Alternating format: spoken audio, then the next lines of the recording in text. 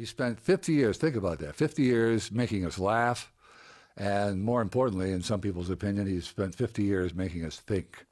Would you welcome, please, Mr. George Carlin.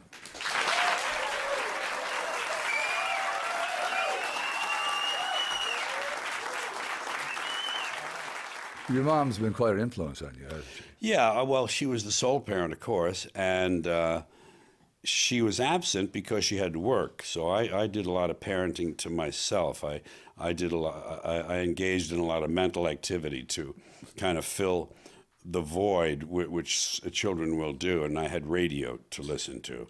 But she was very conscious of language, as was her father. The Irish have that to a great degree. Some do, some don't, but it's kind of a generalization, but it's true. It's an Irish trait, language. And gift of gab. My father had it, my mother had it. So it was natural for me to have that, and then she reinforced it. These things have to be reinforced as well, and she reinforced it in me. You actually revealed your life's plan in, what, were you 11 years old? Yeah, when I was 11, was 5th grade. In Sistanitis class, we were assigned to write an autobiography. I think 5th grade is about time to look back on your life. So, part of the autobiography was the last page, and that page was what I'm going to be. And I said, I want to be either an actor, comedian, imitator, announcer, or something like that. So there it was, you know, right in front of everyone. And there was a nice amalgam. You can tell that the thing I wanted most was attention. That was really what that sentence was all about, you know. Ain't I cute, ain't I clever, look at me. Well, one of the good things about the 70s, you released those albums that most people hear on XM Comedy all the time. FM and AM, Class Clown, Occupation Fool, yeah. Toledo Window Box. Yes. In fact, I believe it was, I don't know if you know, but it was yesterday or this week is the 25th anniversary of you told Class me Clown. Yeah. Yeah, that's nice to know. Those were 4 gold albums. I had 4 gold albums in a row, 72, 3, 4, and 5. And then I had a couple after that weren't gold. That was what I call the Little David years, the Little David Records, right. Owned by Flip Wilson and his manager, who then became my manager, and I was signed to the label. And yeah, that was the thing. You see, you need a way, if you're going to do, quote unquote, material that should be uncensored, you know, I hate this designation, adult, you know, or X-rated or something, but if you're going to do realistic spoken word art, you need, if you're going to get a mass audience, you need a medium. And the medium at that time was records. Right. You certainly couldn't do it on television. That was commercial, and they didn't allow that kind of language or those ideas if it was just the ideas that were dangerous to them. So I got my mass audience through the records. The records fed the box office at the college concerts. The college concerts fed the record sales, and it went around. Plus, you do some television and talk about both. I'll be in Buffalo, I'll be in Toronto, and I'll be in Niagara, you know, be in Niagara Falls. And by the way, FM and AM, but you did it a little more gracefully than that. So the whole thing worked. Then I ran out of record career. You know, you can't be the hot new guy in town forever. Right. You can't be the fastest gun, because a faster gun is coming to town in a few years. So my record career began to kind of wane in the 70s, as did the counterculture. The disco came into play, and the people who are the true hippies and the true radicals, they kind of retreated to the hills, and the other ones went and got MBAs and stuff like that. And there I was, sort of not knowing who I was and who I should become, you know, to be true to myself.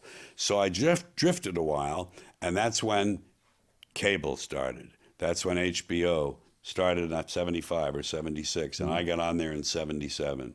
And now I've done 13 of them. That's my way of reaching the mass audience. You're going to be celebrating 70 next month? That's right, May, yeah. Wow.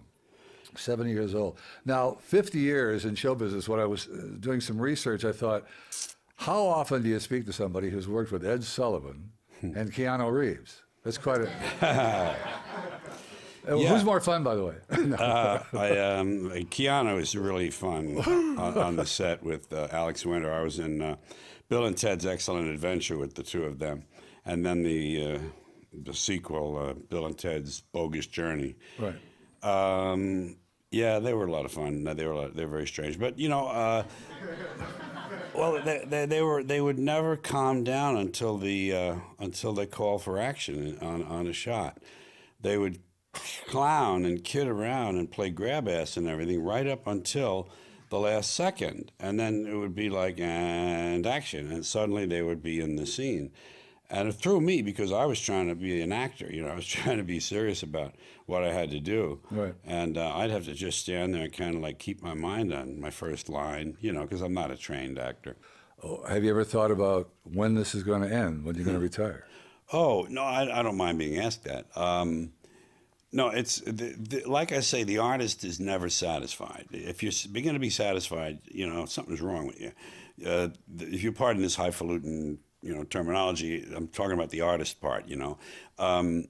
Pablo Casals, the great cellist, master of the cello of the last century, one of the outstanding musicians of the last century, he was in his 90s, and he was still doing a few recitals, and he would practice 3 hours a day. He practiced his cello 3 hours a day.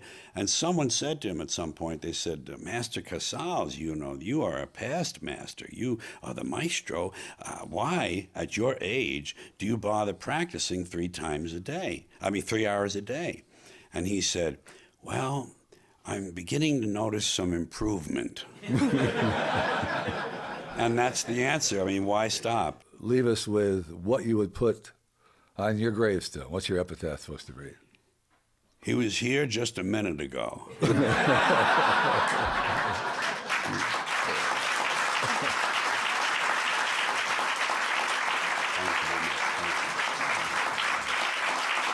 George Carlin.